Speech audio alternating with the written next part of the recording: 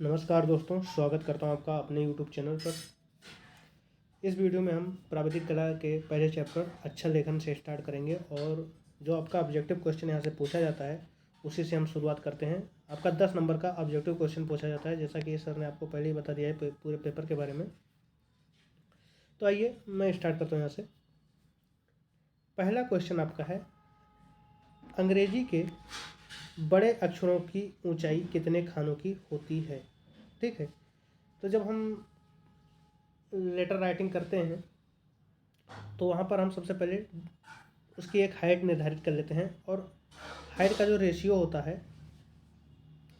वो 3 कैटेगरी में हम डिवाइड करते हैं। एक तो आपका 7:1, एक 7:4 और एक 7:5 होता है। मैं आपको बताऊंगा कहाँ कहाँ पर आपका 7:1 होगा, कहाँ कहाँ पर आपको 7:4 होगा, कहाँ कहाँ पर आपका 7:5 होगा। लेकिन एक बात तो कन्फर्म है कि जो उसकी ऊंचाई होगी उसका रेशियो आपका 7 ही होगा। ठीक है, तो आप जब वहाँ पर लेटर राइटिंग में आप किसी अक्षर को आप लिखेंगे तो जो आप डिवाइड करेंगे उसकी ऊंचाई के खानों को वो हमेशा आप 7 खानों में डिवाइड करेंगे। ठीक है, अब आपको अगर दे दिया कि 3.5 सेंटीमीटर ऊंचाई की आपको कोई लाइन लिखनी है तो वहाँ पर आप 3.5 को आप 7 खानों में डिवाइड करेंगे। मान लीजिए आपकी जो ऊंचाई खींचते हैं वो आपका कितना हो जाएगा, 3.5 सेंटीमीटर तो रहेगा, लेकिन जब उसको आप खानों में डिवाइड करेंगे तो उसे आप 7 खाने में डिवाइड करेंगे। अब वो कितना आएगा तो आप 3.5 सेंटीमीटर को 7 से डिवाइड करके आप चेक कर सकते हैं। ठीक है, 0.55 मिलीमीटर का आपका आ जाएगा।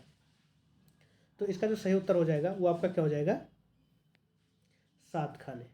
ठीक है, 22 का सही उत्तर हो जाएगा।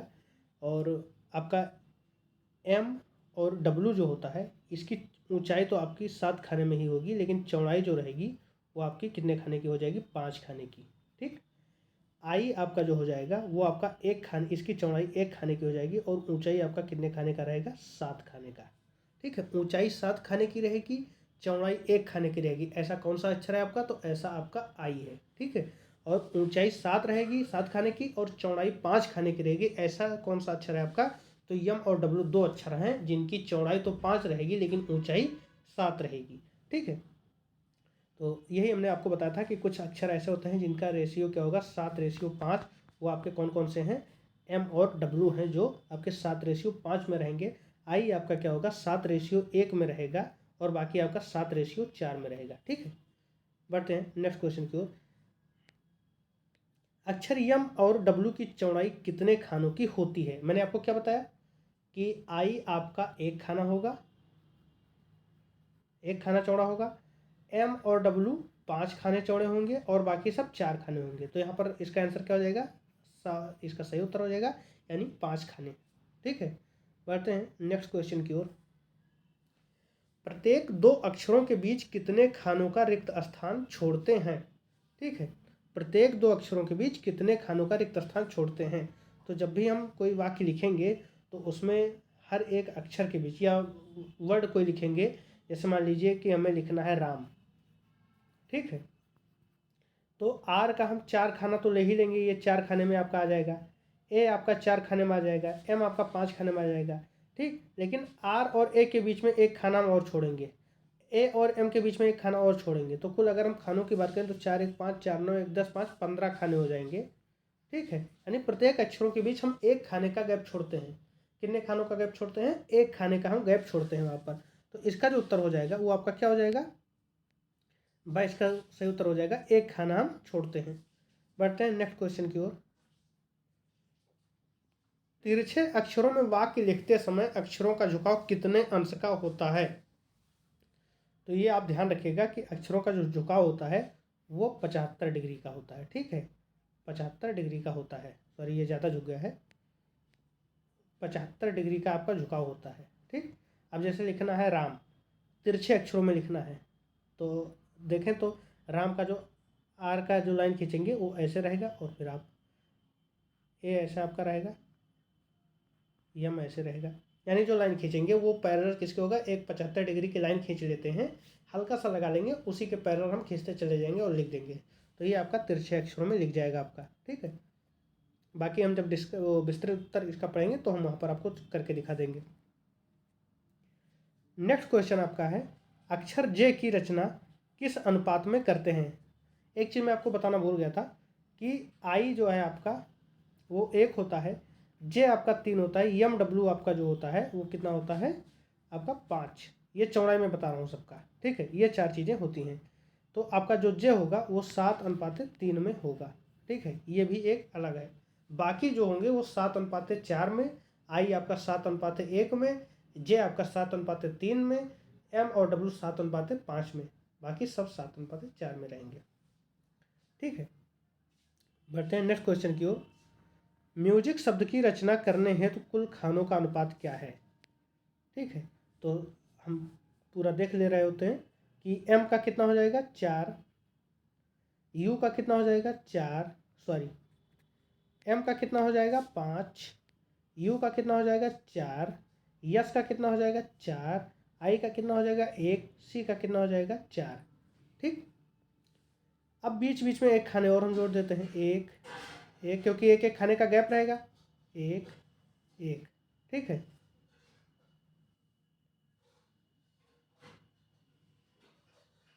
कितने हो गए, 5 4 9 4 13 1 14 4 18 ये हो गए, और 4 आपके ये खाने हो गए।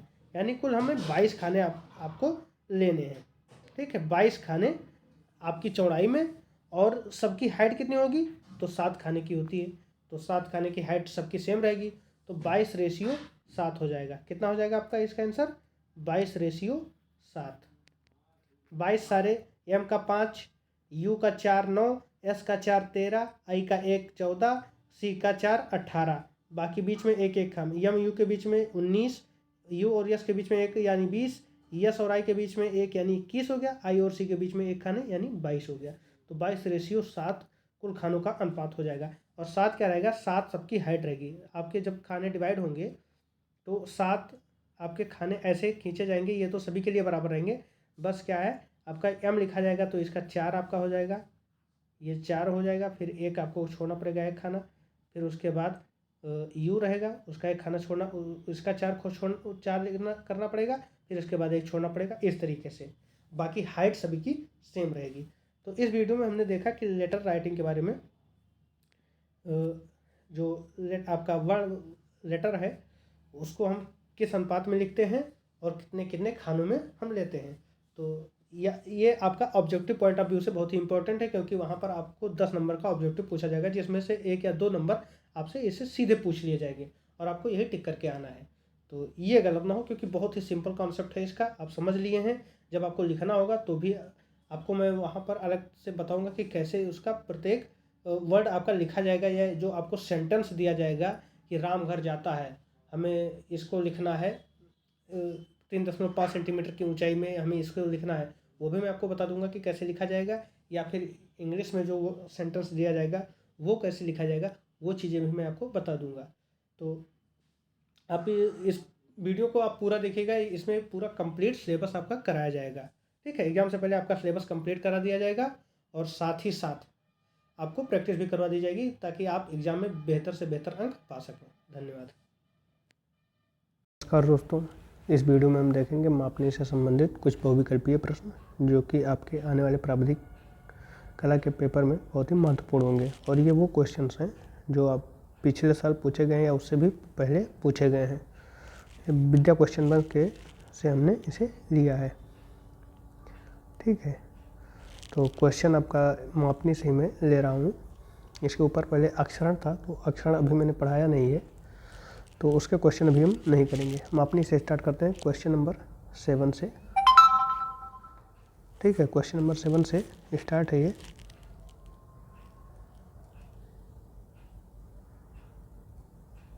तो पहला क्वेश्चन आपका क्या है कि साधारण मापनी पर कितने प्रकार के माप दिखाए जा सकते हैं। तो ऑप्शन 1, ऑप्शन ब दे रहा है 3, ऑप्शन स दे रहा है 2, ऑप्शन द दे रहा है 4। तो मैं जब कल पढ़ा रहा था तो मैंने आपको बताया था कि मापनी जो मुख्यतः हमें पढ़नी है वो 2 प्रकार के हैं, एक साधारण मापनी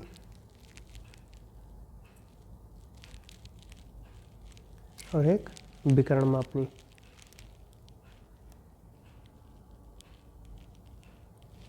साधारण मापनी के अंतर्गत हम दो मापों को पढ़ते हैं। जो स्केल बनता है उस पर हम दो मापों को पढ़ सकते हैं।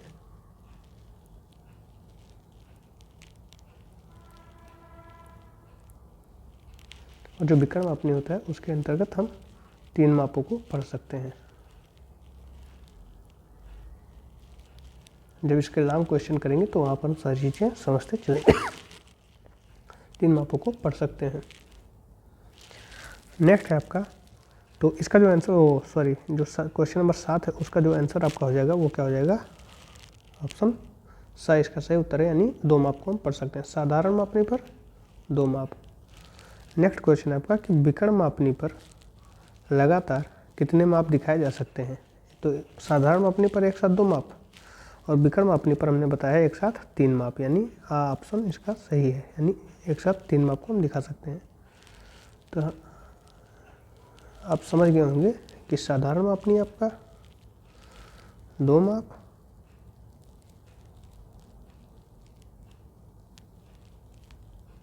इसे आप नोट कर लें, और विकर्ण मापनी आपका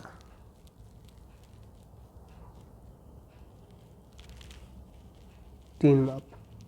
ठीक है, एक साथ दो माप पढ़ सकता है, ये एक साथ तीन माप पढ़ सकती है। ठीक है, बढ़ते हैं नेक्स्ट क्वेश्चन की ओर। नेक्स्ट क्वेश्चन है आपका क्वेश्चन नंबर 9 है जो कि निरूपक भिन्न, जिसे कि क्या कहते हैं, रिप्रेजेंटेटिव फ्रैक्शन, या संक्षिप्त में हम आरएफ भी लिखते हैं। ठीक है, अंश होता है हर से बड़ा होता है कि समान होता है कि छोटा होता है कि आधा होता है। तो हम आरएफ की बात अगर करें तो आरएफ क्या होता है, ड्राइंग पर माप,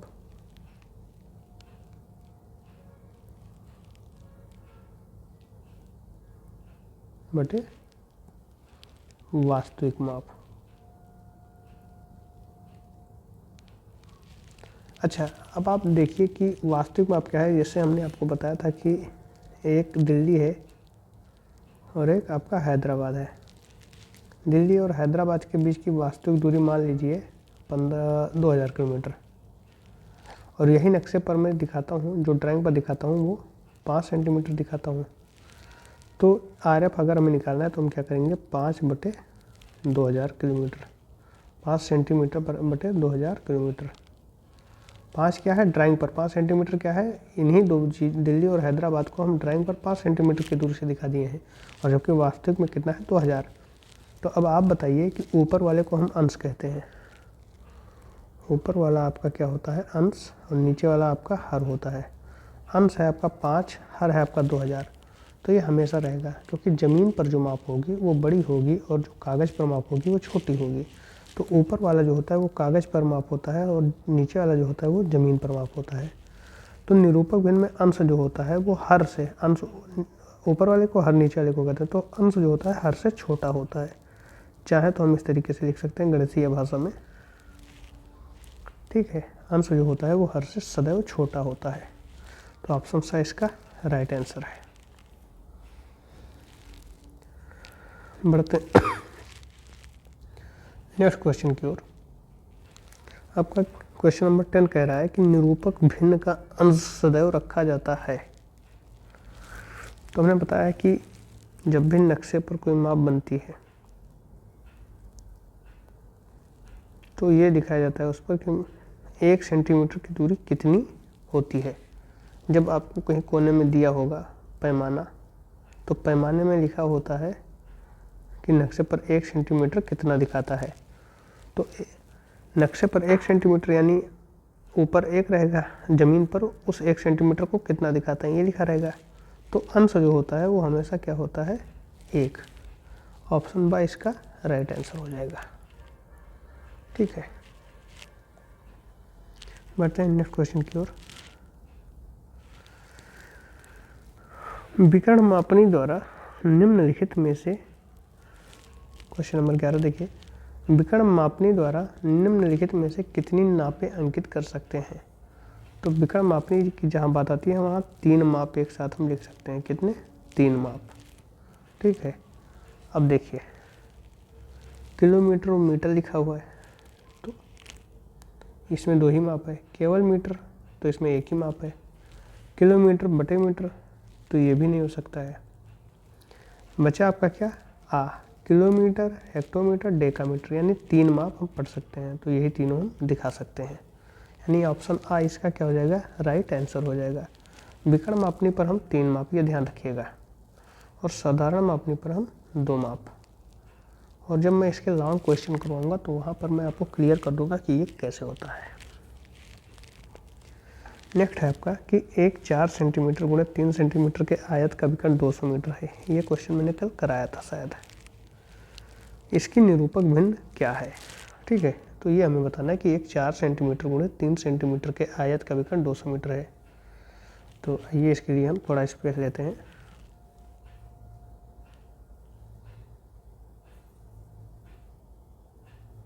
कह रहा है कि एक आयत है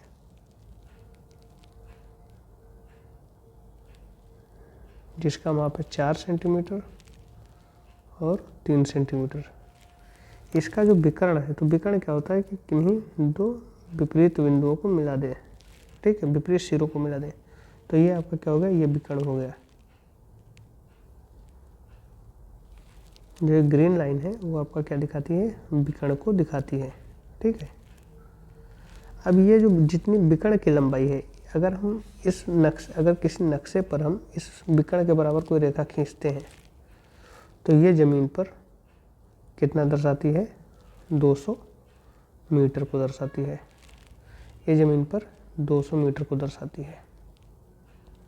यानी जितना इस पर हम खींचते हैं, ये जितनी लंबी है, ये लंबाई आपकी मान लीजिए इतनी लंबी है, और ये लंबाई आपका ज़मीन पर 200 मीटर के बराबर है। तो ये कितना लंबा, यानी इसकी लंबाई ज़मीन पर 200 मीटर के बराबर है।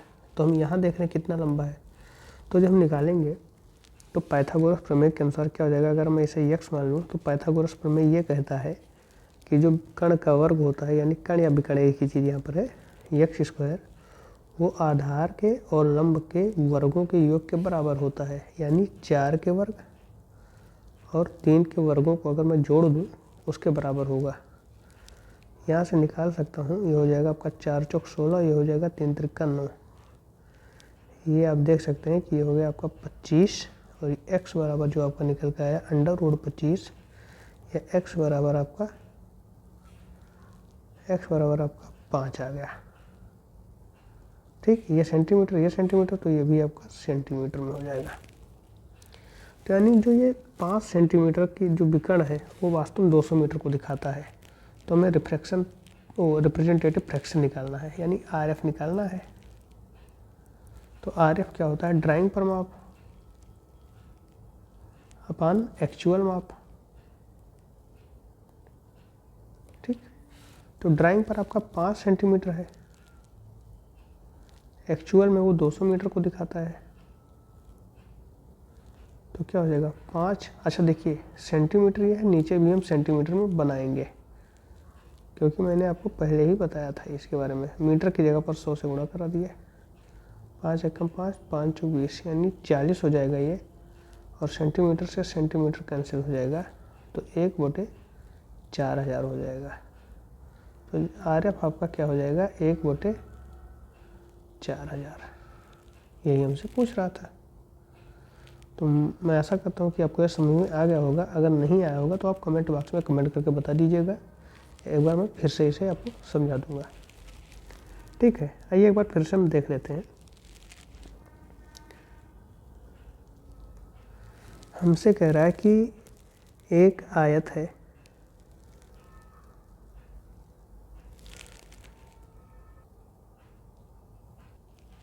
हमसे क्या कह रहा है कि एक आयत है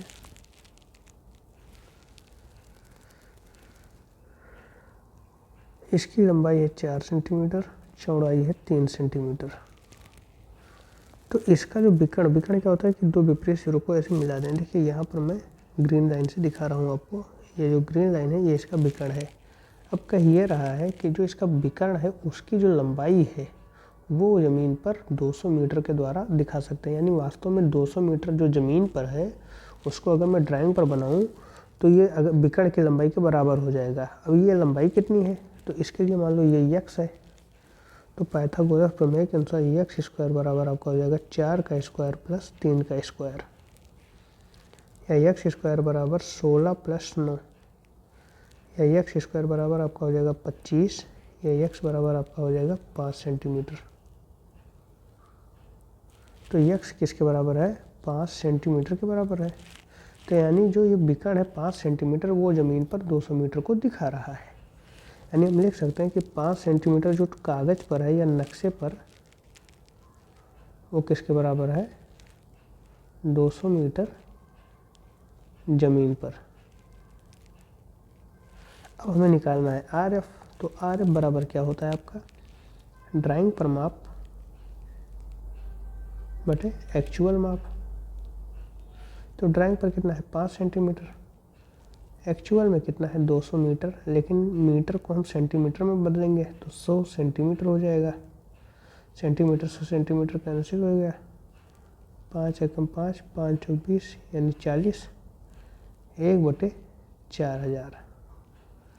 ये आपका निकल आया क्या? आर एफ यानी रिप्रेजेंटेटिव फ्रैक्शन।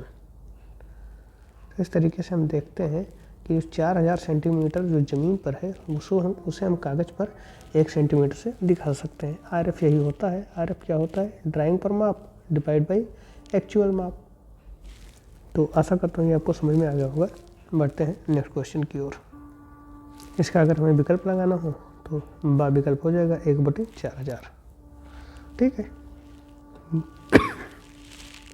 बढ़ते हैं नेक्स्ट क्वेश्चन की ओर। क्वेश्चन 13 है आपका कि 4 वर्ग सेंटीमीटर 64 वर्ग मीटर को प्रदर्शित करता है, इसका निरूपक भिन्न क्या होगा? क्वेश्चन एक बार फिर से देख लीजिए कि जो 4 वर्ग सेंटीमीटर है आपका, ये 64 वर्ग मीटर को प्रदर्शित करता है।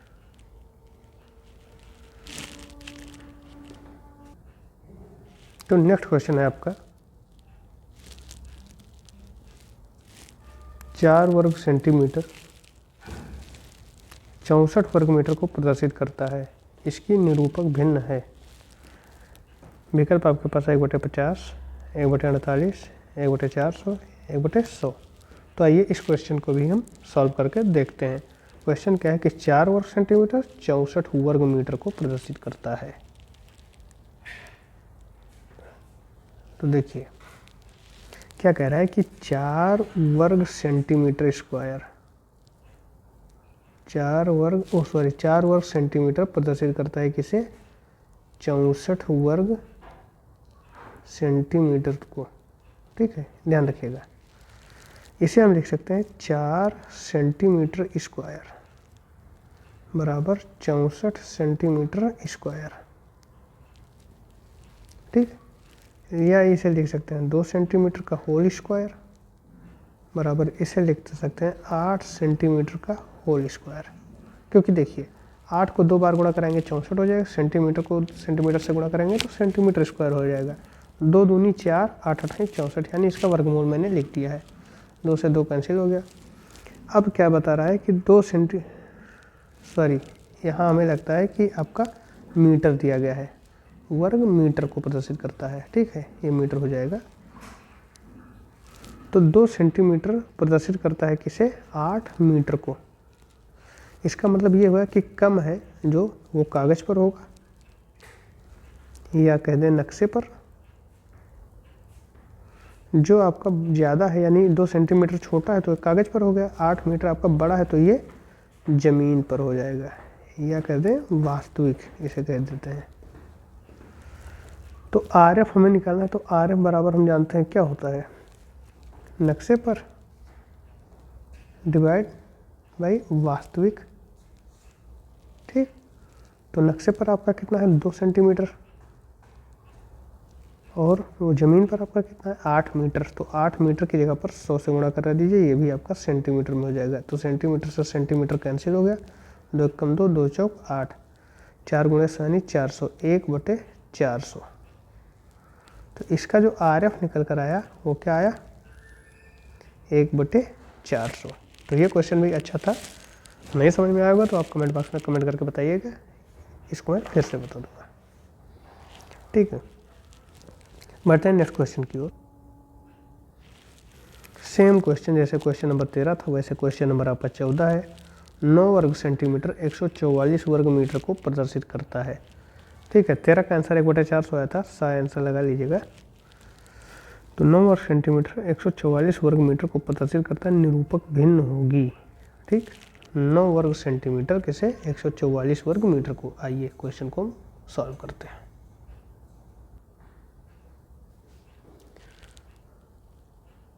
देखिए 9 सेंटीमीटर स्क्वायर बराबर कितना है 144 मीटर स्क्वायर के। तो जहाँ स्क्वायर की बात आएगी वहाँ हम यूनिट का हम क्या करेंगे, स्क्वायर रूट निकालेंगे। तो 9 सेंटीमीटर को हम लिख सकते हैं 3 सेंटीमीटर का होल स्क्वायर। इसे 12 मीटर का होल स्क्वायर। स्क्वायर से स्क्वायर कैंसिल हो गया। तो 3 सेंटीमीटर किसके बराबर है 12 मीटर के। सेंटीमीटर कम है इसका मतलब ये नक्शे पर है, मीटर ज़्यादा है इसका मतलब ये वास्तविक है। तो हम लिख सकते हैं जब RF निकालेंगे तो लिख सकते हैं 3/12, लेकिन ये मीटर में है तो इसे 100 से गुणा करा देंगे। अब हुआ क्या आपका 3 एकम 3, 3 चौक 12। तो आप लिख सकते हैं 1/400। तो इसका जो RF निकल कर आया वो आपका क्या आया 1/400। ठीक है, तो इस तरीके से ये क्वेश्चन भी अपने पिछले क्वेश्चन जैसा ही था और आसान भी, कोई कठिन नहीं है। बढ़ते हैं नेक्स्ट क्वेश्चन की ओर। नेक्स्ट क्वेश्चन है आपका क्वेश्चन नंबर 15 कि 5, इसका आंसर आपका क्या होगा 1/400। 5 मीटर को 2 सेंटीमीटर से प्रदर्शित करने वाली मापनी की निरूपक भिन्न क्या होगी। देखिए 5 मीटर को 2 सेंटीमीटर से प्रदर्शित करते हैं, यानी अगर ज़मीन पर 5 मीटर है तो उसे हम कागज़ या नक्शे पर 2 सेंटीमीटर से प्रदर्शित कर दे रहे हैं। तो देखिए RF हमें बताना है, तो RF बराबर यहाँ क्या लिख सकते हैं 2 सेंटीमीटर छोटा है तो ये ऊपर रहेगा, 5 मीटर बड़ा है तो ये नीचे रहेगा। तो 5 मीटर है ये। अब इसे हम चेंज कर लेंगे 2 centimetre divide by 5 × 100 centimetre. Centimetre से सेंटीमीटर कैंसिल हो गया, 2 एकम 2, 2 50 100। 50 को 5 से गुणा कराएंगे तो आ जाएगा 250, 1/250। तो जो RF निकल कर आया वो आपका क्या आया 1/250। RF आपका क्या निकल कर आ गया 1/250। ठीक है, तो इसका राइट आंसर क्या हो जाएगा आपका सा, ऑप्शन सा इसका सही उत्तर हो जाएगा। बढ़ते हैं नेक्स्ट क्वेश्चन की ओर। निरूपक भिन्न की इकाई होती है। हमने आपको क्या बताया कि देखिए यहाँ RF में पीछे कुछ है नहीं है, इधर कुछ है नहीं, ना नीचे है ना ऊपर कुछ है, यानी इसकी कोई इकाई नहीं होती। क्यों इकाई नहीं होती? क्योंकि ऊपर भी हम सेंटीमीटर में ही रखते हैं, नीचे भी हम सेंटीमीटर में ही रखते हैं, तो इकाई से इकाई कैंसिल हो जाती है, सेम यूनिट होता है तो कैंसिल हो जाता है। और जब वो कैंसिल हो गया तो इसकी कोई इकाई नहीं होगी, इसलिए हम क्या लिख सकते हैं कि निरूपक भिन्न की इकाई नहीं होती है, इकाई नहीं होती है। देखिए यहाँ पर कोई इकाई है नहीं है क्योंकि कैंसिल हो जाती है, जो ऊपर वही नीचे कैंसिल। बढ़ते हैं नेक्स्ट क्वेश्चन की ओर। क्वेश्चन आपका क्या है कि विकर्ण मापनी द्वारा निम्न में से कितनी नापें एक साथ प्रदर्शित हो सकती हैं। ठीक है, कितनी नापें, तो कितनी नापों के मतलब है आपकी 3 मापें एक साथ प्रदर्शित हो सकती हैं, और 3 मापें इस तरीके से होनी चाहिए कि वो फैक्टर में टूट जाए सही सही। ठीक है, तो जैसे आपका लिखा है 650, तो 600 + 50 करेंगे तो 2 ही यूनिट में टूट गया। 616, तो जब हम खंडों को डिवाइड करेंगे बड़े बड़े खंडों को, तो उसमें एक तो 100 के अंतराल पर डिवाइड होगा, तो 600 प्लस, अब जब इसे डिवाइड करेंगे तो एक 10-10 के अंतराल पर डिवाइड होगा, एक फिर 6, तो इस तरीके से 3 यूनिट में देखिए टूट जा रहा है। 624 को अगर हमें लिखना हो तो 600 प्लस आपका क्या हो सकता है 20 + 4। ठीक, और आपका 620 है तो 600 + 20, तो ना ये हो सकता है ना ये हो सकता है। अब बचा आपका क्या, 600 + 20 + 4 ये, और 600 + 10 + 6 यानी 624 भी हम दिखा सकते हैं और 616 भी हम दिखा सकते हैं। ऑप्शन बा और सा दोनों हम दिखा सकते हैं। ठीक है, इसमें केवल ऑप्शन बा लिखा हुआ है, जबकि इस तरीके से नहीं होगा। आपका 624 भी हम दिखा सकते हैं, 616 भी हम दिखा सकते हैं। ठीक है, बढ़ते हैं नेक्स्ट क्वेश्चन की ओर। कह रहा है कि समपरिमाण बनाने में प्रयुक्त तीनों रेखाओं का कोण क्या होता है। ठीक, तो ये जो हम समपरिमाण आपको पढ़ाएंगे उस समय हम बता देंगे। वैसे आपका उसमें होता क्या है, 30, 60, 90। ऑप्शन दा इसका सही उत्तर है। 30 डिग्री, 60 डिग्री और 90 डिग्री होते हैं। ठीक, तो ये जब हम आपको पढ़ाएंगे समपरिमाण उस समय हम आपको बता देंगे। लास्ट क्वेश्चन है आपका, ये 5 सेंटीमीटर बराबर 3 मीटर प्रदर्शित करने वाले विकर्ण मापने की निरूपक भिन्न क्या होगी। तो देखिए, ये सेंटीमीटर है 5 और ये मीटर है, तो छोटी इकाई क्या है 5 सेंटीमीटर। तो इसका मतलब ये नक्शे पर होगा, तो 5 हमने ऊपर कर दिया। 3 मीटर, मीटर है यानी बड़ी है, तो ये नीचे हमने कर दिया, लेकिन ये मीटर में है। तो इसके लिए हम क्या करेंगे, 5 सेंटीमीटर तो रहेगा ही, 3 मीटर को हम 100 से गुणा करा देंगे, ये आपका अब सेंटीमीटर। तो सेंटीमीटर से सेंटीमीटर कैंसिल हो गया, 5 एकम 5, 20 पंचे 100, तो 1/20 × 60। तो निरूपक भिन्न आपका क्या हो जाएगा, RF 1/60 हो जाएगा, यानी ऑप्शन सा इसका सही उत्तर हो जाएगा। तो विकल्पीय टाइप के प्रश्न आते हैं, उनमें से जो दूसरा टॉपिक है आपका रचनात्मक ठोस ज्यामिति, उसे हम यहाँ पर सीखेंगे और उसके कॉन्सेप्ट को समझेंगे। तो आइए बिना देरी के हम आगे बढ़ते हैं। निम्न में से किस ठोस में आयताकार फलक होते हैं। तो आयताकार फलक का मतलब ये होता है कि जैसे आप एक माचिस की डिब्बी लेते हैं, तो माचिस की जो डिब्बी होती है उसका जो ऊपरी तल होता है या नीचे का तल होता है वो किस आकार का होता है, तो आप देखेंगे कि वो आयताकार होता है, कुछ इस तरीके से होता है। आयत क्या होता है, आयत वो होता है जिसके लंबाई और चौड़ाई में अंतर होता है। ठीक है, जैसे मान लीजिए लंबाई 5 मीटर है, चौड़ाई 2 ही मीटर है, तो ये क्या हो गया, आपका आयत हो गया। अगर हम ऐसे कहते हैं कि लंबाई 5 मीटर है और चौड़ाई भी 5 मीटर है, तो ये आपका वर्ग हो गया। ठीक है, ये आपका वर्ग हो गया, ये आपका आयत हो गया। लेकिन इतना ही नहीं होता, इसके जो कोण होते हैं वो 90-90 डिग्री पर होने चाहिए। ठीक है, इन सबके आयत और वर्ग होने के लिए। तो देखिए, आयत ये है, वर्ग ये है, बस अंतर क्या है कि आयत में लंबाई अलग होगी, चौड़ाई अलग होगी। अगर हम चौड़ाई को भी लंबाई के बराबर कर दें तो वो आपका क्या हो जाएगा, वर्ग हो जाएगा। ठीक है, तो निम्न में से किस ठोस में आयताकार फलक होते हैं। तो घन जो है उसका फलक आपका वर्गाकार होगा, घन का फलक क्या होगा, आपका वर्गाकार होगा।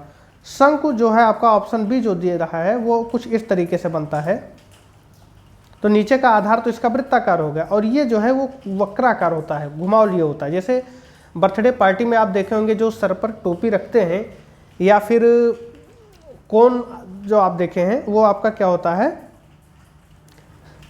उसका फलक जो होता है वो कर्व लिए होता है। समपार्श्व जो होता है वो आपका क्या होता है कि उसके जो फलक होते हैं वो एक ही जैसे होते हैं, भले ही उसका आकृति जो है, जैसे पहले एक अगरबत्ती का डिब्बा आता था, अगर आप देखे होंगे तो देखे होंगे, मैं आपको दिखा दूं। अगरबत्ती का जो डिब्बा आता था वो कुछ इस तरीके से आता था, जब एक साइड से आप देखे होंगे कुछ इस तरीके से आता था, यानी ये अलग है, ये अलग है, ये अलग है, ये अलग है, ये अलग है, लेकिन इसकी जो लंबाई होती थी वो बराबर होती थी। कोई एक पार्ट लेने पर ये आयत जैसा ही रहता था। ठीक है, कोई एक पार्ट अगर हम ले लेते तो ये आयत जैसा ही लगता था। तो समपार्श्व जो है उसका जो आधार होगा, समपार्श्व का जो आधार होगा वो क्या होगा, आयताकार होगा। ये आपको ध्यान रखना है। तो ऑप्शन सा जो है यहाँ पर राइट आंसर हो जाएगा। अब देख लीजिए इसका आंसर क्या हो जाएगा, समपार्श्व, यानी किस ठोस में आयताकार फलक होते हैं तो समपार्श्व में आयताकार फलक होते हैं। ठीक है, अगर यही चीज़ यहाँ पर घनाभ कर दें हम तो हम इसे भी सही कर सकते हैं अगर घनाभ हो तो, लेकिन यहाँ पर ये क्या है, घन है। ठीक, बढ़ते हैं नेक्स्ट क्वेश्चन की ओर। यदि आधार HP के समानांतर है तो किसी पंचभुजाकार प्रिज्म का अनुविक्षेप होगा। तो आइए हम पहले कुछ टर्मिनोलॉजी देख लेते हैं। यहाँ पर क्या क्या है, अनुविक्षेप है, इसी के साथ एक शब्द आता है उत्सेद, जिसे हम एलिवेशन कहते हैं, एलिवेशन। ठीक है, तो उसे हम देख लेते हैं कि ये चीजें है क्या आखिर।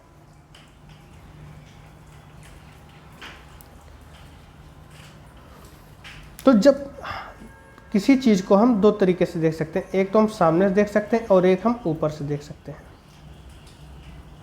तो जब हम ऊपर से देखते हैं तो वो जो उसकी छाया जहां बनती है जमीन पर या पर्दे पर, उसे हम प्लान कहते हैं, और प्लान को ही हम क्या कहते हैं, अनुविक्षेप।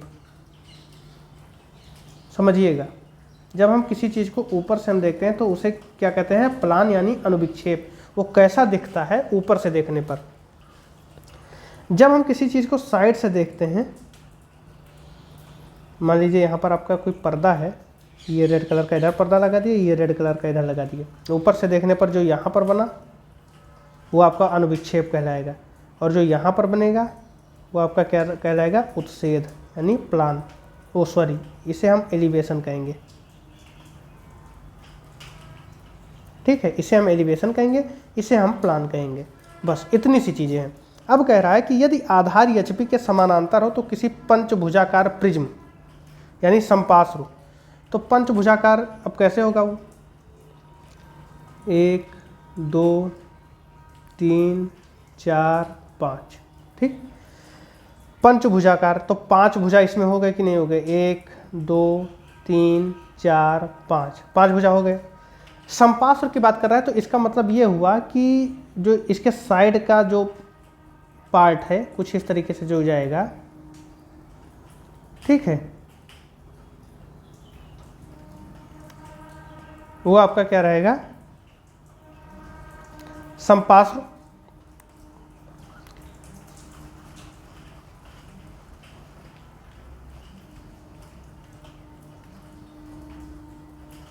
समपार्श्व पीछे भी आपका बनाएगा।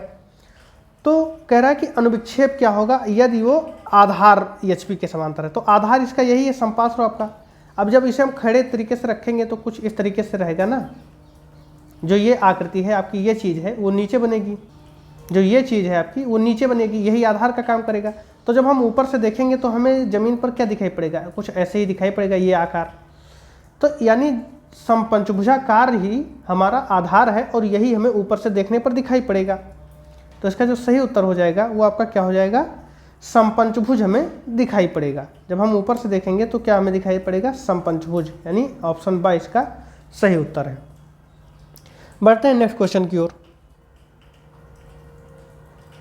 एक घन के कितने फलक होते हैं, एक घन के कितने फलक होते हैं। तो आप जो क्यूब आता है जो खेलने वाला, उसे आप देख लीजिए उसके कितने फलक होते हैं, और यहाँ पर मैं बनाए भी दे रहा हूँ। देखिए घन में क्या होता है कि वर्ग को हम विस्तारित कर देते हैं, तो यही आपका घन बन गया। 1 2 3 4, चारों भुजा जोड़ दिए। अब इसके अगर हम फलक गिने कि कितने फलक होते हैं, तो एक तो ऊपर वाला हो गया 1, एक नीचे वाला हो गया 2, एक बगल वाला हो गया 3, एक इधर के बगल का हो गया 4, एक आगे वाला हो गया 5 और एक पीछे वाला हो गया 6। तो कुल कितने हो गए, 6। तो इसका जो सही उत्तर हो जाएगा ऑप्शन बा हो जाएगा, यानी 6 फलक होते हैं। घनाभ के पूछे तो उसके भी 6 फलक होते हैं। ठीक है, घनाभ और घन दोनों के ही 6 फलक होते हैं। देखिए ये घनाभ आपका होगा, एक ऊपर का, एक नीचे का 2, एक इधर का, एक इधर का 4। ठीक है, एक आगे का 5, एक पीछे का 6, 6 फलक इसके भी हो जाते हैं। बढ़ते हैं नेक्स्ट क्वेश्चन की ओर।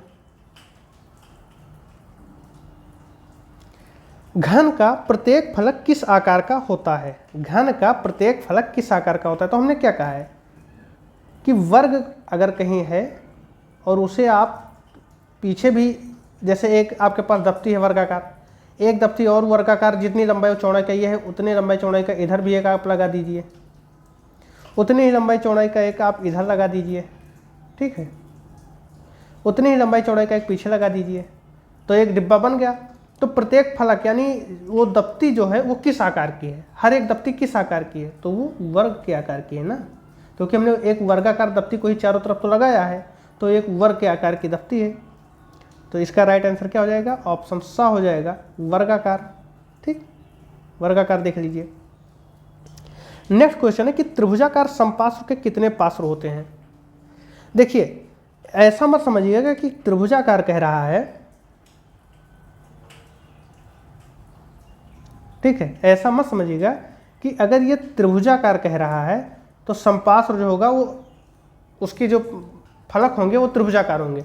फलक आयताकार ही होंगे, बस उसकी सम्मुख आकृति जो होगी वो त्रिभुजाकार होगी। ठीक है, अब कुछ ये इस तरीके से ऐसे जाएगा आयताकार, ये इधर ऐसे आयताकार निकल गया, ठीक, ये पीछे जाकर जुड़ेगा ऐसे, लेकिन ये रहेगा क्या, एक आयताकार ही रहेगा। इसके नीचे वाला पोर्शन अगर देखो तो ये भी आपका आयताकार ही जाएगा।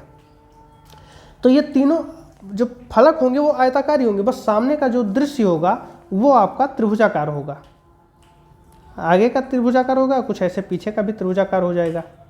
ठीक है, लेकिन जो ये फलक मिलेंगे वो क्या रहेंगे, आयताकार।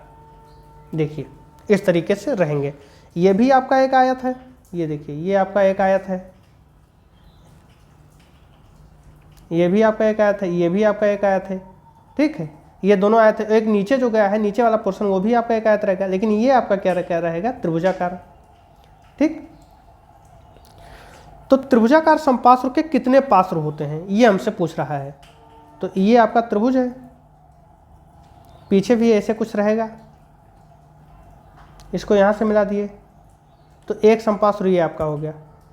एक आपका नीचे वाला पोर्शन ऐसे मिल गया तो दो समपार्श्व हो गए, और एक ये आपका हो गया तीन, तो कुल मिलाकर तीन समपार्श्व होंगे। तो त्रिभुजाकार में कितने समपार्श्व, तीन समपार्श्व। ऑप्शन बा इसका राइट आंसर है। ये कोई झोपड़ी आप देख लीजिए तो एक झोपड़ी का एक साइड हो गया, दूसरा साइड हो गया दो, एक जमीन हो गया तीन, बस तीन समपार्श्व हो गए। बढ़ते हैं नेक्स्ट क्वेश्चन की ओर।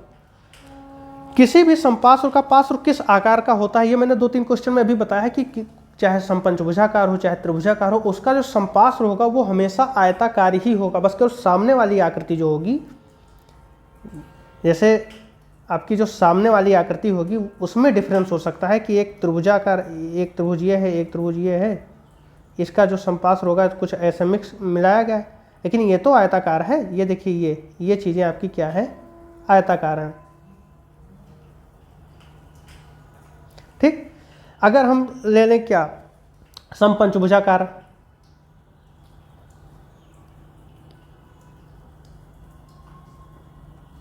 समपंचभुजाकार ले रहे हैं, देखिए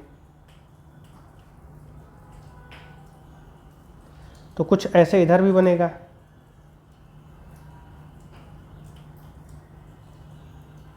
अब इसको हम मिला रहे हैं, इस पोर्शन से इस पोर्शन को मिला दिए, इससे ये मिला दिए। ठीक है, ये डॉटेड लाइन से ऊपर वाला ऐसे मिला दें और नीचे वाला डॉटेड लाइन से, कुछ इधर से हमने ये मिला दिया, ठीक, और नीचे से ये हमने मिला दिया, तो ये जो बनेगा ये भी तो आयताकार ही होगा। तो जितने भी समपार्श्व होंगे उनके जो फलक होंगे वो आपके आयताकार ही होंगे।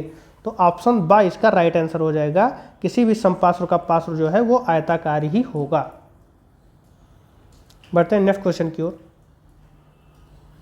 त्रिभुजाकार समपार्श्व के सिरे का आकार क्या होगा। अब त्रिभुजाकार के समपार्श्व के सिरे का आकार पूछ रहा है। ठीक है, अगर यही हमसे पूछता कि फलक का आकार, तो फलक आपका आयताकार ही होता। देखिए ये आयताकार होगा, लेकिन ये हमसे पूछ रहा है ये चीज़, तो ये आपका क्या है, त्रिभुजाकार। इसका जो सिरा होगा वो त्रिभुजाकार। समपार्श्व अगर आपके पास पंचभुजाकार है तो उसका जो सिर मतलब सिरा होगा वो पंचभुजाकार होगा। ठीक है, लेकिन फलक जो होंगे वो आपके आयताकार होंगे। तो त्रिभुजाकार समपार्श्व के सिरे का आकार क्या होगा, तो वो आपका त्रिभुजाकार होगा। ऑप्शन आ इसका राइट आंसर है। नेक्स्ट है कि निम्नलिखित में से किस ठोस में त्रिभुजाकार फलक होते हैं। फलक त्रिभुजाकार होते हैं, तो देखिए गोले का कोई फलक जो होगा वो क्या होगा, जैसे ये आपका गोला है तो गोले का फलक गोलाकार का होगा। शंकु का जो फलक होगा, शंकु कुछ इस तरीके से होगा, जैसे आप देखे होंगे कि बर्थडे पार्टी में जो सर पर टोपी रखी जाती है तो उसमें तो शंक्वाकार होता है, या वक्राकार कह दीजिए फलक होता है, उसमें भी आपका त्रिभुजाकार नहीं होगा। घन जो है, घन का जो फलक होता है वो वर्गाकार होता है। बचा क्या आपका सूची स्तंभ। सूची स्तंभ कुछ इस तरीके से होता है, ऐसे रहेगा आपका, ये आपका सूची स्तंभ है। तो ये देखिए, ये जो फलक है ये किस आकार का है, तो ये आपका त्रिभुजाकार का है। तो कंफ्यूजन नहीं होना चाहिए यहाँ पर आपको, ठीक है। तो इसका राइट आंसर आपका आ हो जाएगा। सूची स्तंभ जो है वो आपका त्रिभुजाकार होता है।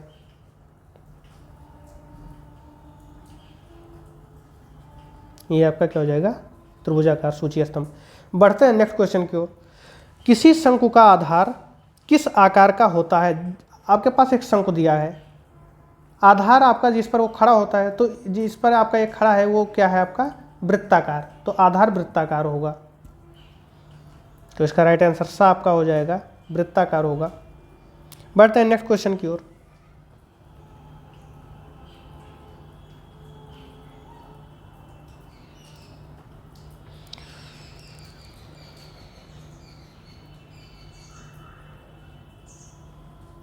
कह रहा है आपसे कि यदि बेलन का एक सिरा वृत्ताकार है तो दूसरा सिरा होगा, जैसे बेलन आपका ऐसे होता है, घर वाला बेलन मत लीजिएगा, ठीक है। ये वृत्ताकार है तो दूसरा सिरा कैसे होगा, तो दूसरा भी वृत्ताकार ही होगा, क्योंकि आप बेलन देख रहे हैं, नीचे वाला अगर वृत्ताकार है तो ऊपर वाला भी वृत्ताकार होगा। तो ऑप्शन डी द इसका राइट आंसर हो जाएगा। लास्ट क्वेश्चन आज का है कि पंचभुजाकार सूची स्तंभ में कुल कितने त्रिभुजाकार समपार्श्व होंगे। पंचभुजाकार, तो सबसे पहले आप पंचभुजाकार बना लें, 1 2 3 4 5। अभी हमसे पूछ रहा है कि इसके कितने सूची स्तंभ होंगे, तो चलो हम मिला देते हैं। एक सूची स्तंभ तो ये हो जाएगा, देखिए हम इसे अलग अलग करके दिखा रहे हैं, अब ऊपर ले जाकर आप जोड़ लीजिएगा, ठीक है। दूसरा आपका ये हो जाएगा, तीसरा आपका ये हो जाएगा, चौथा आपका ये हो जाएगा, पांचवा आपका ये हो जाएगा, ठीक है। पांचों हो गए, रुकिए हम फिर से बना रहे हैं, स्पेस की कमी थी वहाँ। 1 2 3 4 5, ये पंचभुजाकार है। एक सूची स्तंभ आपका कुछ इस तरीके से हो गया, देखिए ये अलग अलग है, मान लीजिए कि हमने फैला दिया है, अब इसे ऊपर ले जाकर जोड़ देंगे, ठीक है। तो फिर आपका एक सूची स्तंभ तैयार हो जाएगा। सूची स्तंभ कुछ इस तरीके से होता है, ये हो गया, ये हो गया, ये हो गया, ये हो गया, ठीक है। ऐसे पीछे से भी ऐसे कर दीजिए, तो ये सूची स्तंभ इस तरीके से। तो हम इसे अलग अलग फैला कर दिखा दे रहे हैं। दूसरा ये आपका हो गया, तीसरा ये आपका हो गया, चौथा ये आपका हो गया, पांचवा ये आपका हो गया। अभी इन चारों जो ये चीज़ें हैं इन्हें ऊपर ले जाकर एक कोण पर मिला दीजिएगा, तो आपका सूची स्तंभ तैयार हो जाएगा। अब पूछ ये रहा है कि कितने त्रिभुजाकार पार्श्व हैं, तो 1 2 3 4 5, चूँकि हमने 5 भुजाएं ली थी समपंचभुजाकार या पंचभुजाकार, तो 5 हमारे पास क्या आ गए, तो इसके 5 त्रिभुज हो जाएंगे। तो इसका राइट आंसर आपका सा हो जाएगा। तो पंचभुजाकार में हम देखते हैं कि 5 भुजाएं होती हैं जो त्रिभुजाकार पार्श्व हैं।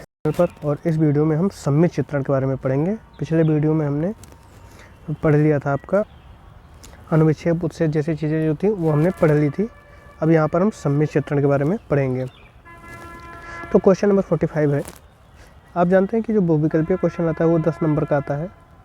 कितने नंबर का आता है, तो वो आपका 10 नंबर का आता है, और ये बहुत आसानी से आप 10 नंबर पा सकते हैं। यदि आपका थोड़ा बहुत कॉन्सेप्ट अगर आपका क्लियर है तो आप 10 नंबर पा सकते हैं, उसमें ज़्यादा आपको कोई दिक्कत नहीं पड़ेगी, ठीक है। तो 45 नंबर क्वेश्चन अगर आप देखें तो उसमें लिखा हुआ है कि किसी भी सममितीय दृश्य में एक साथ कितनी विमाएँ मिलती हैं। तो कोई भी सममितीय दृश्य होता है तो उसमें जैसे आप देखते हैं तो कोई भी आकृति अगर सिंपल अगर बनाते हैं तो उसमें सिर्फ हमें लंबाई और चौड़ाई दिखाई पड़ती है। जैसे मान लीजिए कि हमने कुत्ता बनाया, ठीक, ऐसे कुछ करके कुत्ता हमने बना दिया, ठीक। तो इसमें हम देखते हैं कि इसमें सिर्फ लंबाई और चौड़ाई उसकी दिखाई पड़ेगी, मोटाई उसकी नहीं दिखाई पड़ती है। लेकिन सममितीय दृश्य में क्या होता है कि हमें उसकी मोटाई भी दिखाई पड़ती है। इसके लिए हम करते क्या है कि उसे एक एंगल से हम झुका कर देखते हैं, तो इसमें हमें क्या होता है कि इसमें आपका लंबाई भी दिखाई पड़ेगा, चौड़ाई भी दिखाई पड़ेगी, और साथ ही साथ इसकी ऊंचाई भी या गहराई या जो कुछ भी होगा, ऊंचाई या गहराई ही होती है आमतौर पर, तो वो भी हमें दिखाई देगी। यानी तीनों बीमाएँ हमें दिखाई पड़ती हैं। तो एक साथ कितनी बीमाएँ मिलती हैं? तो 3 बीमाएँ मिलती हैं। ठीक, जैसे मान लीजिए F लिखेंगे अगर हम, तो इसका हमें क्या पता चल जाएगा कि ये कितना मोटा है। ठीक, देखिए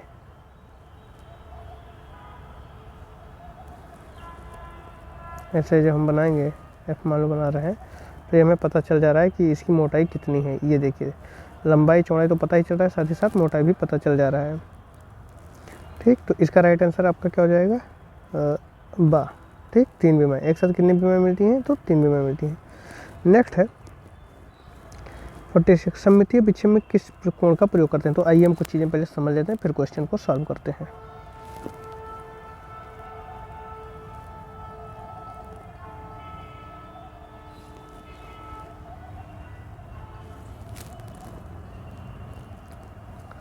देखिए, सममित चित्र जो होता है, आइसोमेट्रिक चीज़ें, सममित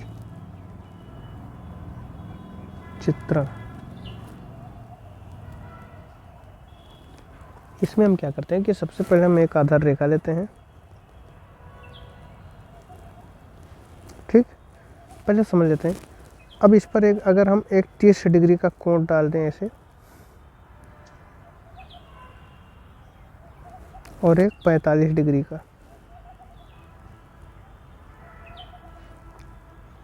ठीक है, लाकर ऐसे मिला दे रहे हैं। ये आपका कितना है? 45 डिग्री। देखिए रेड वाला यानी पूरा 45 डिग्री, ये 30 डिग्री है। अगर हम लाल वाले पर कुछ मापे लेते हैं, मान लीजिए ये, फिर ये 10-10 सेंटीमीटर का हम माप ले रहे हैं, मान लीजिए,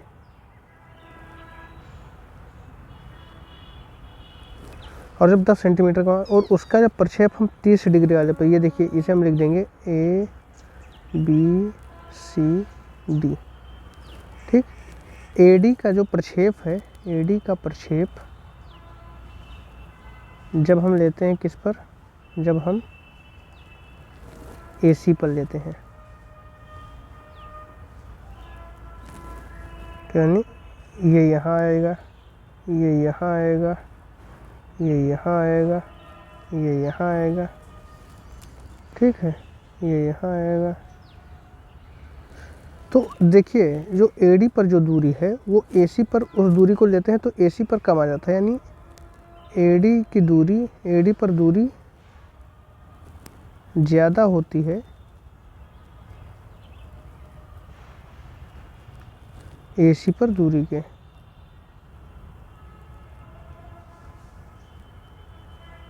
ठीक, यानी जैसे 10 सेंटीमीटर इस पर लिए हैं तो ये इस पर कुछ कम ही आएगा, और ये 0.861 गुना होता है। अगर 10 इस पर है AD पर, तो ये आपका हो जाएगा कितना? इस पर आ जाएगा 8.610 आ जाएगा, यानी AC पर 8.610 यानी कम ही होगा। तो ये आपका वास्तविक होता है, वास्तविक दूरी, और ये क्या होता है? समपरिमाण दूरी, समपरिमाण माप। ठीक, तो समपरिमाण माप क्या होता है? हमेशा वास्तविक माप से कम होता है।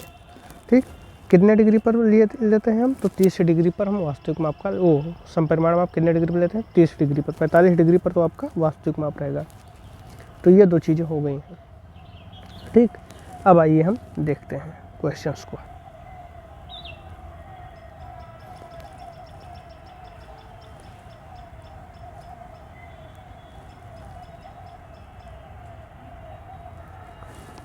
क्वेश्चन हमारा क्या कह रहा है कि सममितीय विक्षेप चित्रण में किस कोण का प्रयोग करते हैं? तो हमने क्या कहा? 30 डिग्री का प्रयोग करते हैं। 30 डिग्री ही लिए थे वहाँ पर उसका समपरिमाण लेने के लिए, तो 30 डिग्री का प्रयोग करते हैं, ये आप ध्यान रखिएगा।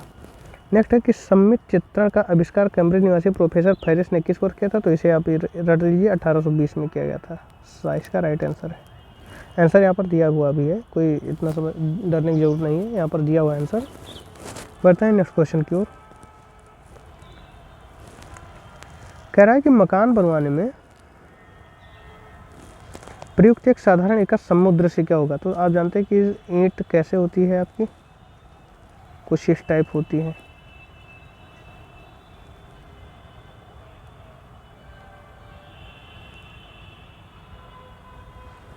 ठीक, ऊपर कुछ ऐसे गड्ढा होता है। अब पूछ रहा हमसे कि एक समुद्र से क्या होगा? तो जो हम सामने से देखेंगे तो यही चीज़ हमें पता चलेगा, यही हमें दिखाई पड़ेगा जो रेड कलर का है। बोलिए, यही दिखेगा ना? तो ये किस आकार का हो गया? तो हम देख रहे हैं ये सिंपल आयताकार का है, आयत के आकार का। तो इसका राइट आंसर क्या हो जाएगा? बा। ठीक है, बहुत सिंपल चीज़ें हैं, कोई इतना टफ नहीं है। नेक्स्ट क्वेश्चन हम देखें कि सममित चित्र में छिपे हुए पात्रों को कौन सी रेखा द्वारा दिखानी चाहिए? ठीक है, सममित चित्रण में छिपे हुए पात्रों को कौन सी रेखा द्वारा दिखानी चाहिए? ये कोड है एक तरीके से कि मान लीजिए जो पीछे की लाइनें हैं तो हमें कैसे पता चलेगा कि पीछे की लाइन है या आगे की लाइन है। मान लीजिए जैसे हम आयत घन बनाते हैं, सॉरी ये घना भलका बन गया।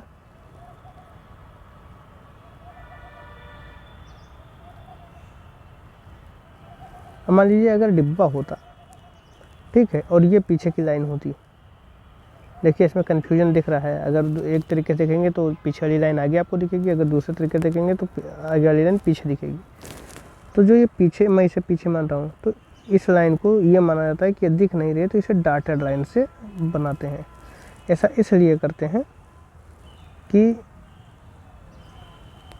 जब हम देखें इसे तो ये समझ में आ जाए कि कौन सी लाइन पीछे है, कौन सी लाइन आगे है। तो इसे हम डॉटेड लाइन के द्वारा रिप्रेजेंट करते हैं। तो ये एक तरीके से कोड है, इसे आपको ध्यान रखना है। तो गहरी बिंदुदार रेखा द्वारा प्रदर्शित करते हैं। नेक्स्ट है आपका, सममित चित्रण में वस्तु का प्रत्येक माप निर्दिष्ट माप के अनुसार कैसा होता है? वस्तु का जो माप होगा वो निर्दिष्ट माप के क्या होगा? बराबर होगा। ऑप्शन सा इसका राइट आंसर है। वो माप, उसमें कोई कमी नहीं आएगी। जैसे कोई वस्तु है तो उसको चाहे इधर तिरछा रखो चाहे जैसा रखो, माप उसकी वही रहेगी। तो वही हमें यहाँ पर भी बता रहा है। नेक्स्ट क्वेश्चन है आपका कि सममित चित्र में घन के किनों किनारे जो एक ठोस समकोण बनाते हैं एक दूसरे के साथ कितने अंश का कोण बनाते हैं? तो ये चीज़ें समझने के लायक हैं कि जब भी इस तरीके का क्वेश्चन आएगा आप सीधे 120 लगा दीजिएगा। ये होता है, एक घन के तीनों कोण दिखाते हैं। ठीक है, और ये 120 डिग्री, ये 120 डिग्री, ये 120 डिग्री। सममित चित्रण में इसी तरीके से अब इसी के समांतर रेखा अगर हम खींचेंगे तो आपका घन भी तैयार हो जाएगा। ठीक है, कुछ इस तरीके से। ठीक, तो 120 डिग्री कोण दिखाएंगे ये। तो बा इसका राइट आंसर है। अगर समझ में नहीं आएगा तो आप बता दीजिएगा, तो हम बोर्ड पर भी इसे पढ़ा देंगे। नेक्स्ट है, सममित सेंटीमीटर शुद्ध सेंटीमीटर से होता है। मैंने अभी आपको बताया था कि सममित सेंटीमीटर जो होता है वो शुद्ध सेंटीमीटर से क्या होता है। एक मैंने 30 डिग्री की लाइन खींची थी जो सममित को दिखाता था, एक मैंने 45 डिग्री की लाइन खींची थी जो वास्तविक को दिखाता था। तो जब वास्तविक से हम सममित पर प्रक्षेप को ले रहे थे तो उस समय प्रक्षेप क्या आ रहा था? छोटा आ रहा था। किससे? वास्तविक से। कितना? 0.861 करके कुछ आएगा, इतना परसेंटेज रह जाता है उसका, इतना गुना रह जाता है। ठीक है, तो हमेशा छोटा ही होगा, सममित सेंटीमीटर हमेशा छोटा होगा। बढ़ते हैं नेक्स्ट क्वेश्चन की ओर। यदि सममित चित्रण में एक संदूक के आधार की लंबाई 6 इंच है तो उसके ढक्कन की लंबाई कितनी होगी? देखिए चीज़ें जो हैं वही रहेंगी। ठीक है, सममित चित्रण में भी बस क्या है कि उसमें हमें थर्ड डायमेंशन भी दिखाई पड़ जाता है। ठीक है, इस तरीके से रखते हैं कि तीसरी भी हमें दिखाई पड़ जाती है। तो इसका भी आंसर 6 इंच ही हो जाएगा। साइज का राइट आंसर है। देखिए आंसर भी दिया हुआ है यहाँ पर। नेक्स्ट है, ये लकड़ी के ब्लॉक अक्षर एल की ऊंचाई 7 सेंटीमीटर, चौड़ाई 4 सेंटीमीटर और मोटाई 1 सेंटीमीटर। तो लकड़ी के डंडों की काट क्या होगी? ठीक है, डंडों की काट पूछ रहा है, लकड़ी के डंडों की काट। जैसे यल यहाँ पर आपने लिखा तो यल कुछ इस तरीके से भी लिखा जा सकता है।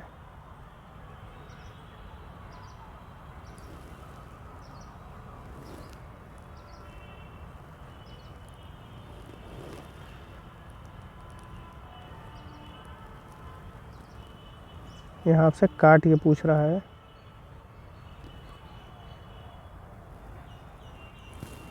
तो इसकी जो काट होगी वो उसकी मोटाई के बराबर ही होगी, यानी 1 सेंटीमीटर है तो उसकी काट भी 1 ही सेंटीमीटर होगी, यानी ऑप्शन बा इसका राइट आंसर है।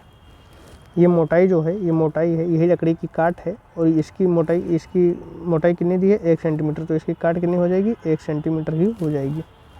बढ़ते हैं नेक्स्ट क्वेश्चन की ओर।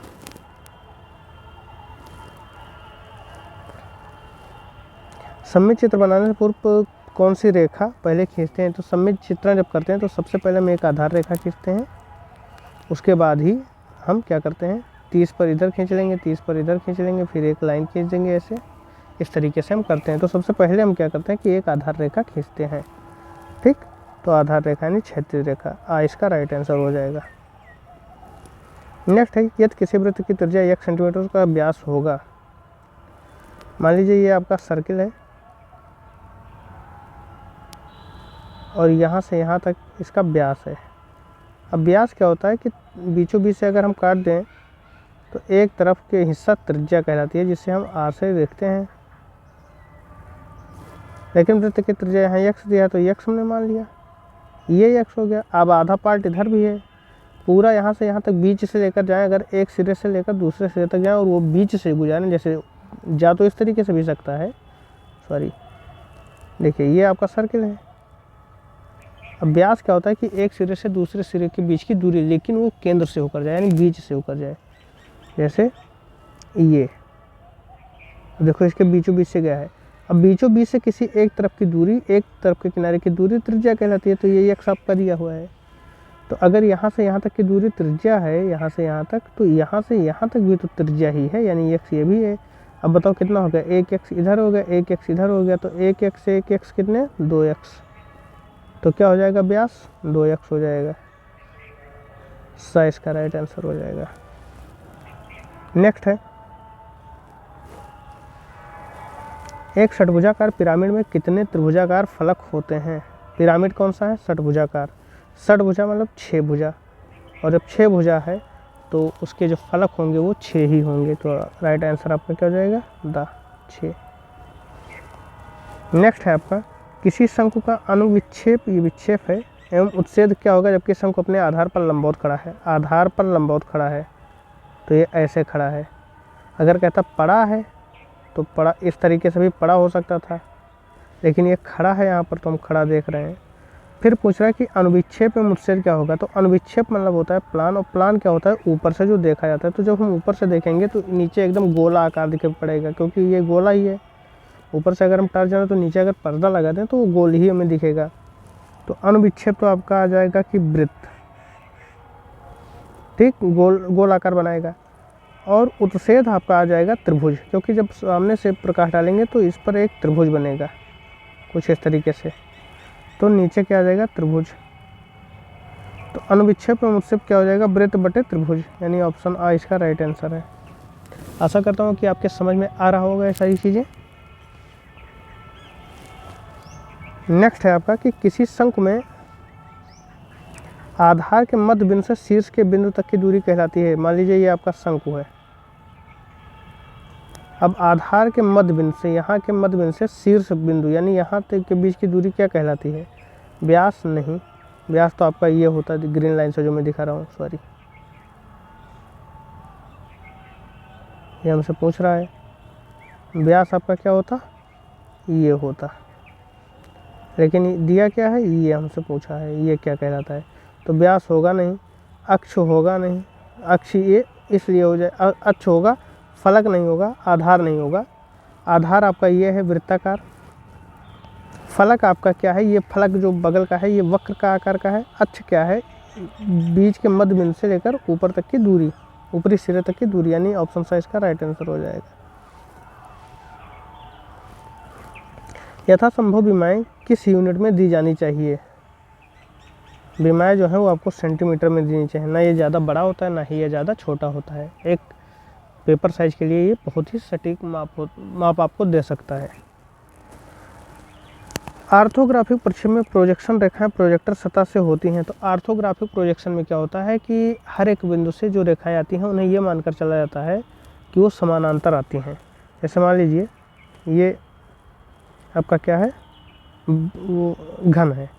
अब घन से चलने वाली रेखाएं इस कोने का ऐसे जाएगा, इस कोने का इसके समांतर ही जाएगा। ये नहीं है कि ऐसे जाकर इसमें मिल जाए, मिलेगा नहीं, समांतर जाएगा। ये अपना समांतर जाएगा, ये अपना समांतर जाएगा, सारी रेखाएं समांतर ही जाएंगी। तो आर्थोग्राफिक में जो प्रोजेक्शन रेखाएं होती हैं वो क्या होती हैं, समांतर होती हैं। ऑप्शन आ इसका राइट आंसर है। बढ़ते हैं नेक्स्ट क्वेश्चन की ओर। प्रथम कोण प्रक्षेप में वस्तु को रखा जाता है। आइए हम थोड़ा सा इसे समझ लेते हैं कि ये कोण प्रक्षेप क्या होता है। ये आपका फर्स्ट, ये आपका सेकंड, ये आपका थर्ड, ये आपका फोर्थ, इसे कहते हैं क्षैतिज तल क्योंकि बड़ी लाइन है। इसे कहते हैं ऊर्ध्वाधर तल क्योंकि ये खड़ी लाइन है। ऊर्ध्वाधर को हम क्या कहते हैं, वर्टिकल प्लेन, बोले तो बीपी। इसे कहते हैं हॉरिजॉन्टल प्लेन, बोले तो एचपी। अब कह रहा है कि प्रथम कोण प्रक्षेप में, प्रथम कोण मतलब होता है कि पहले खाने में। मान लो कोई वस्तु रखा है, शंकु रखा है, मान लो रखा है, वस्तु को रखा जाता है एचपी से ऊपर तथा बीपी के सामने। तो एचपी यानी ये हॉरिजॉन्टल प्लेन है। अब देखिएगा, समझने की कोशिश कीजिए। एचपी यानी हॉरिजॉन्टल प्लेन है, हॉरिजॉन्टल के ऊपर रखा गया है कि नहीं, हाँ, तो एचपी से ऊपर रखा गया है तथा बीपी के सामने, बीपी के सामने है कि नहीं है, ठीक। तो इस तरीके से हम देखते हैं। तो आपका प्रथम कोण में क्या आता है, एचपी से ऊपर और बीपी के सामने, ठीक है। तो ये इसका राइट आंसर हो जाएगा। जो इसमें दिया गया है कि एचपी से नीचे तथा बीपी के सामने, ये थर्ड प्रोजेक्शन में आता है, ठीक है। यानी इसमें क्या करते हैं,